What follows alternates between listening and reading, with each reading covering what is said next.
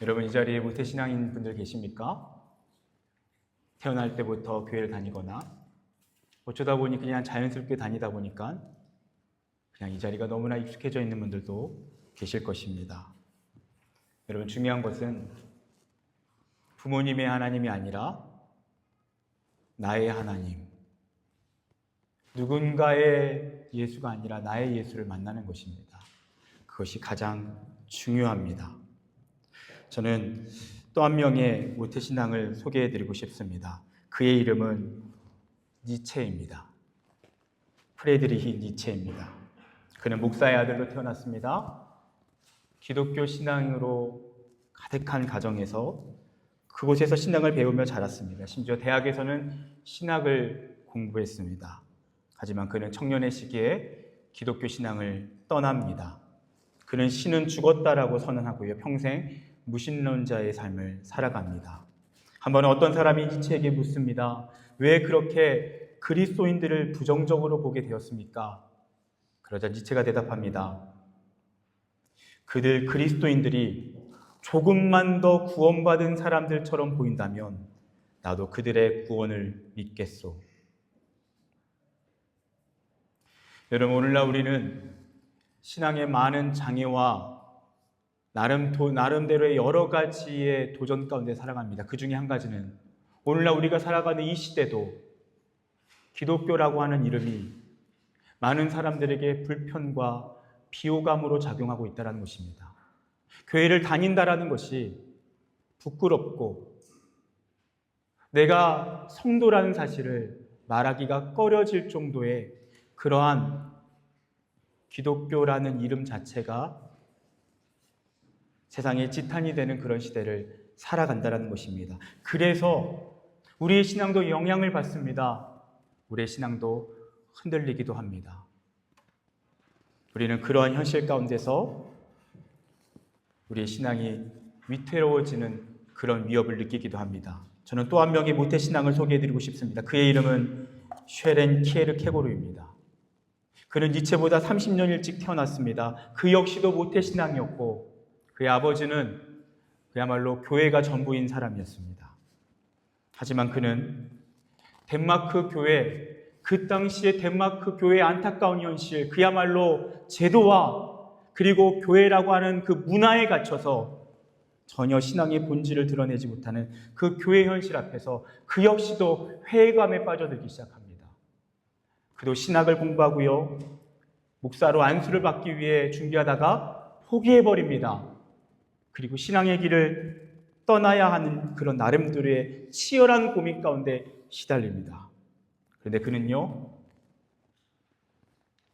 진정한 그리스도를 만납니다. 그리고 진정한 그리스도인이 되어서 평생 그리스도의 길을 따라갑니다. 그는 많은 사람들에게 이런 이야기를 합니다. 그리스도인이 되는 것이란 모든 사람들과 결별하여 하나님 앞에 단독자가 되는 것입니다. 하나님 앞에 단독자로 서는 것입니다. 나의 부모님의 신앙이 아니라, 내가 다닌 교회의 문화가 아니라, 지금까지 내가 봐왔던 사람들의 신앙이 아니라 나의 신앙으로 나의 하나님 앞에 단독자로 서는 것입니다. 그래서 단독자로 서서 살아계신 하나님을 실존적으로 경험하는 것입니다. 그것이 진정한 신앙이라는 것입니다. 그도 니체처럼 얼마든지 그의 신앙이 붕괴될 수 있었습니다. 얼마든지 그의 신앙은 위태롭게 고꾸라질 수 있었지만 그가 결국에는 그리스도를 향한 신앙을 붙잡았던 이유, 그 이유는 부정할 수 없는 나의 하나님, 나의 주님을 인격적으로 실존적으로 살아계신 하나님을 만났기 때문입니다. 그래서 그는 그 시대의 교회와 그 기독교의 안타까운 현실 가운데 나름대로의 쓴소리를 날리는 철학자의 길을 걸었지만 끝까지 그리스도를 향한 믿음을 붙잡고 그의 길을 걸어갔다는 것입니다. 사랑하는 여러분, 우리는 이러한 현실 가운데서 오늘 우리가 살아가는 이 시대의 기독교의 위기 앞에서 우리는 우리의 신앙 앞에 루터의 조언을 귀 기울여야 합니다. 그는 이런 얘기를 했습니다. 아기를 목욕시키려 하지만 아기를 목욕시켜야 하지만 목욕물과 함께 아기를 버려서는 안 됩니다. 이게 무슨 말입니까? 오늘날 우리 기독교는요, 목욕이 필요합니다. 개혁이 필요할 수 있고요, 새롭게 정화되고 초심을 되찾는 그런 하나님 앞에서 몸부림치는 과정이 필요할 것입니다. 그래서 우리 기독교를 깨끗이 하나님 앞에 거룩하게 하는 과정이 필요합니다. 근데 중요한 것은 무엇입니까? 그때 목욕하고 목욕물만 버려야 하는데 아기까지 버려서는 안 된다는 것입니다. 아기를 샤워시키고 목욕시켰다면 아기를 깨끗하게 한 후에 아기를 지켜야 한다는 것입니다. 무슨 말입니까? 우리가 이러한 기독교를 목욕시켜야 되는 현실 가운데 가장 중요한 것, 우리의 신앙까지도 버려서는 안 된다는 것입니다. 우리의 신앙은 지켜야 한다는 것입니다. 목욕물과 함께 아기를 버려서는 안 됩니다. 신동엽 시인의 껍데기는 가라라는 시가 있습니다. 이 시는 이렇게 시작됩니다. 껍데기는 가라. 10월도 알맹이만 남고 껍데기는 가라. 여러분, 오늘 안타까운 현실은 무엇입니까? 교회에서 신앙생활을 하고 모태신앙으로 태어나서 나름대로 교회 문화에 익숙합니다. 그런데 중요한 것은 껍데기만 보다가 끝나는 경우가 있다는 것입니다. 교회 문화, 시스템, 그 환경 가운데, 그리고 내가 아니라 타인의 신앙 가운데 거기에 머물다가 나중에는 결국 신앙의 자리를 떠나는 사람이 있다는 것입니다. 여러분, 껍데기만 보면 우리도 지체가 될 수 있습니다. 그런데 알맹이를 만나면, 알맹이를 경험한다면 오늘 간증하신 이민식 기사님처럼, 그리고 함께 나는 키에르 케고르처럼 우린 끝까지 믿음의 길을 걸어갈 수 있습니다. 여러분, 껍데기는 무엇입니까? 오늘날 이 시대의 기독교의 안타까운 현실의 모습일 수 있습니다. 껍데기는 무엇입니까? 종교라는 이름에 쌓여있는 어떤 거칠애들일 수 있습니다. 인간이 만들어낸 의식일 수 있습니다. 인간의 틀일 수 있습니다. 알맹이는 무엇입니까? 우리가 이 기독교에서, 오늘 우리 이 교회 안에서, 이 예배 가운데서 우리가 만나야 할, 우리가 끝까지 붙잡아야 할 알맹이는 무엇입니까? 여러분, 단 하나의 이름입니다. 예수. 예수, 그것이 전부입니다. 그것이 본질이고 그것이 핵심입니다. 우리가 오늘 왜 예배드리러 왔습니까? 우리가 이 자리에 모여있는 이유는 무엇입니까? 일주일에 한 번이 가장 고귀한 시간, 가장 이렇게 저렇게 잘 활용할 수 있는 시간에 우리가 모여서 이 자리에 이 귀한 시간, 귀한 물질, 우리 귀한 삶을 드리는 이유는 무엇입니까? 예수 때문입니다. 예수를 만나기 위해서입니다. 예수를 알기 위해서입니다. 예수와 더 깊어지기 위해서입니다. 여러분, 오늘 간증하신 분처럼 그렇게 예수를 만나는 것입니다. 교회로 오는 것이 교양생활이 아니라, 문화생활이 아니라, 종교생활이 아니라 살아서 지금도 역사하시는 예수를 만나는 것입니다. 그때 우리의 인생은 본 어게인, 다시 태어나는 것입니다. 그때부터 시작되는 것입니다. 오늘 우리가 읽은 말씀의 본문은요, 우리 신앙의 알맹이, 우리 신앙의 본질, 그 예수 그리스도에 대한 말씀입니다. 그 예수님의 이야기, 그 예수님의 가장 소중한 이야기, 십자가 사건을 나타내고 있는 본문입니다. 근데 여러분, 이 말씀을 읽어보면요, 누구나 알 수 있습니다. 딱 읽는 순간 이 말씀의 내용이 어떤 내용인지 알 수 있습니다. 예수님의 십자가에 대한 이야기입니다. 근데 여러분, 놀라운 것은 무엇인지 아십니까? 이 내용은요, 예수님께서 십자가에 못 박혀 죽으신 그 사건 이후에 기록된 것이 아닙니다. 무려 700년 전에 기록된 예언의 말씀입니다. 700년 전 하나님이 이사야를 통해서 이 말씀을 예언으로 주신 것입니다. 그래서 이 이야기를 읽는 사람은 자연스럽게 하나의 이름을 떠올리게 됩니다. 그 이름은 예수입니다. 여러분, 성경에 대해서 가장 잘 아는 사람들이 누구일까요? 아마 유대인들이라고 할 수 있습니다. 그 유대인들은요, 토라, 모세오경에 대해서 참으로 자세히 구석구석 잘 알고 있습니다. 어린 시절부터 그 구약 성경에 대한 말씀을 배웁니다.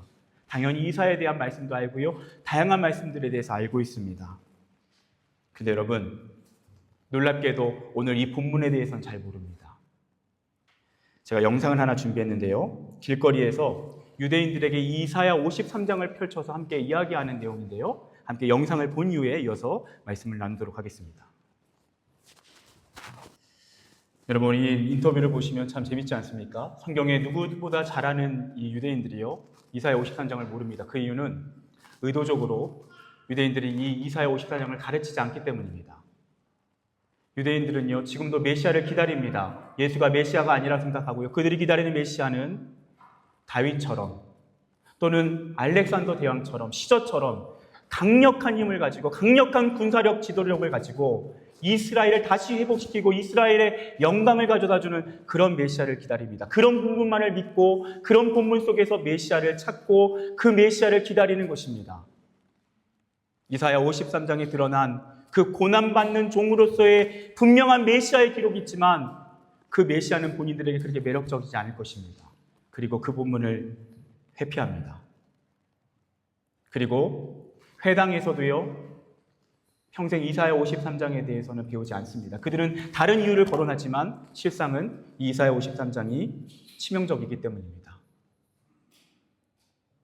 성경에 대해 잘 알지 못하는 사람일지라도 예수의 이야기를 조금만 안다면 이 이사야 53장을 읽는 순간 무려 그분이 태어나시기 전 700년 전에 기록된 이 예언 속에서 생생하게 마치 눈에서 보는 그 십자가의 사건을 기록한 것처럼 그렇게 예수님을 만날 수밖에 없기 때문입니다. 한국의 유명한 한 신학교에서요, 유대교 랍비를 초청했습니다. 유대교 랍비의 강연을 듣고요, 끝나고 한 신학생이 질문을 던집니다. 유대교와 기독교 가장 큰 차이점은 무엇이라고 생각하십니까? 그리고 그 차이를 나타내는 성경 구절은 무엇인가요? 그러자 그 유명한 랍비는 다음과 같이 대답했습니다. 유대교와 기독교의 차이는 이사야 53장에 대한 해석입니다. 유대교는 이사야 53장을 이스라엘 민족이라고 해석합니다. 그 고난받는 종을 이스라엘 민족이라고 해석합니다. 네, 여러분 읽어보시면 아시겠지만 해석이 잘 안 될 것입니다. 이스라엘 민족이 우리를 사랑해서 누군가를 위해서 대속적으로 징계를 받고 채찍에 맞았습니까? 그렇지 않습니다. 기독교는 이 본문을 어떻게 해석합니까?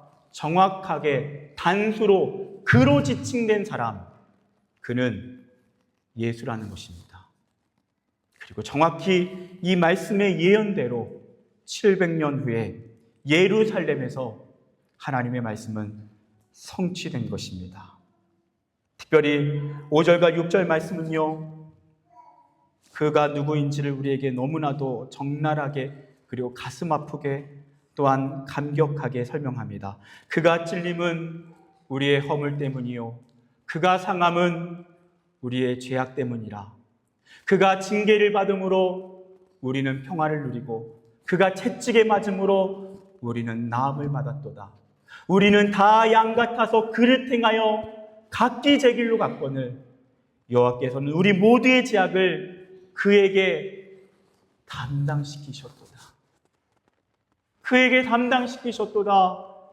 여러분, 우리 신앙의 알맹이, 우리 신앙의 본질, 우리 신앙의 핵심이신 예수께서 어떤 일을 하셨습니까? 그분이 많은 일을 하셨지만 그분이 감당하신 가장 위대한 사역은 무엇입니까? 그것은 십자가입니다. 그 십자가의 의미는 무엇입니까? 그 예수가 저와 여러분을 사랑하셔서 우리가 감당해야 할 그 죄의 형벌을 그분이 대신 받으셨다라는 것입니다. 그가 징벌을 받으셨다라는 것입니다. 그분이 채찍을 맞으셨다라는 것입니다. 우리가 받아야 할 죄의 고통을 그분이 대신 담당하셨다라는 것입니다. 그리고 끝까지 우리를 향한 사랑을 그 십자가에서 포기하지 않으시고 증명하셨다라는 것입니다. 여러분은 오늘 이 이사야 53장의 이 대속하신 분, 끝까지 그 재판의 자리에서 침묵하시면서 그 재판을 감당하시고 나중에는 부자와 함께 무덤에 머무르신 분, 아리마대의 요셉과 그 사람이 예비한 무덤 속에 들어가신 분, 여러분 그분을 누구라고 생각하십니까? 여러분 누구라고 생각하고 누구라고 믿으십니까? 그분은 예수 그리스도이십니다. 사랑하는 여러분, 여러분은 이 교회에서, 여러분의 신앙의 자리에서 그 예수를 만나셨습니까? 그 예수가 여러분의 인생의 주님이십니까? 여러분의 삶의 이유가 되십니까? 오늘 이 자리에 모여있는 이유가 되시고 그분이 무엇과도 형언할 수 없는 인생의 보물이 되십니까? 주 안에 있는 보물을 나는 포기할 수 없네. 주 나의 모든 것. 예수 어린 양 존귀한 이름 예수 어린 양 존귀한 이름.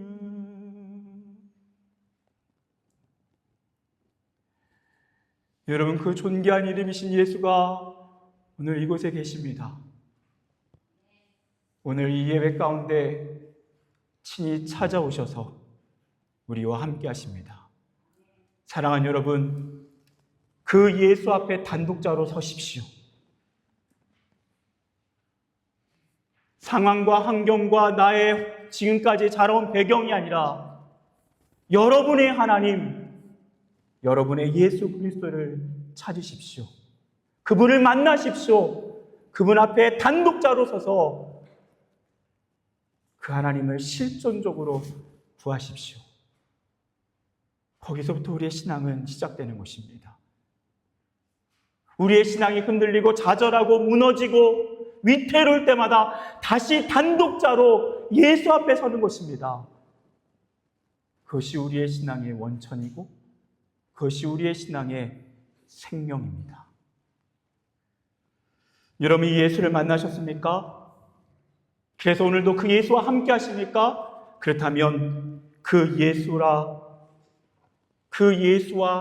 그 함께하는 그 관계를 멈추지 마십시오. 더 깊이 나아가십시오. 그리고 더 깊이 누리십시오. 더 깊은 예수와의 사귐의 자리로 나아가는 것입니다.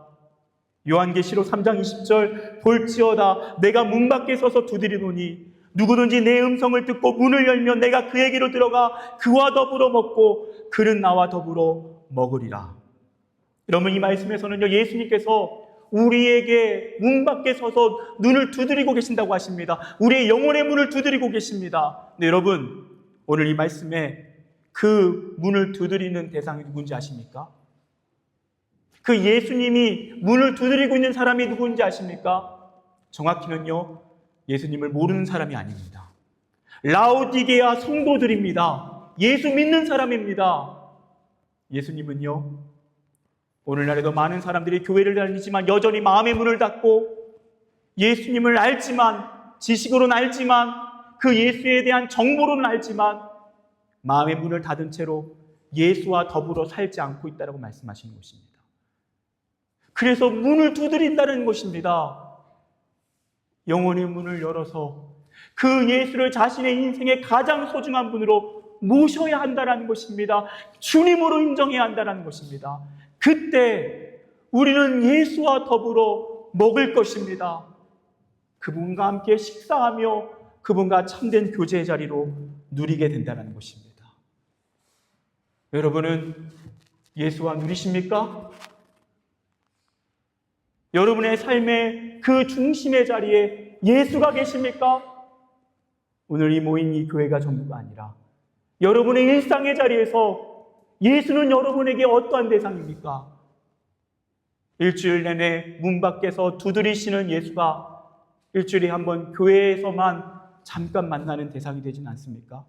예수는 날마다 우리의 마음을 두드리십니다. 그리고 우리는 그분과 더불어 먹을 때에만 우리는 예수를 누립니다. 예수의 사랑을 누리고요. 오늘 말씀에 약속된 모든 풍성함을 누립니다. 그가 징계를 받음으로 우리는 평화를 누리고 그가 채찍에 맞음으로 우리는 나음을 받았도다.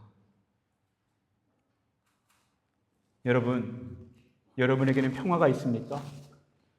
그 평화를 누리십니까? 그분의 나음, 그분의 치유와 회복을 경험하며 살아가십니까? 예수를 만나십시오. 그리고 더 예수께 가까이 나아가십시오. 그래서 그 예수와 더불어 누리시기를 축복합니다. 여러분, 그 예수를 더 깊어질수록, 그 예수와 더 가까워질수록 우리 안에는 오늘 약속된 평화, 그분이 주시는 여호와 라파 치유, 회복을 누릴 것입니다. 그리고 그 평화와 회복을 누릴 때에 저와 여러분의 삶은 세상 가운데 평화를 선포하고 하나님의 치유를 사람들에게 행하며 살아가는 그리스도의 치유자로 서게 될 줄 믿습니다. 그렇게 예수를 만나고 예수를 누리는 저와 여러분의 모든 인생 되시기를 진심으로 축복합니다. 기도하겠습니다.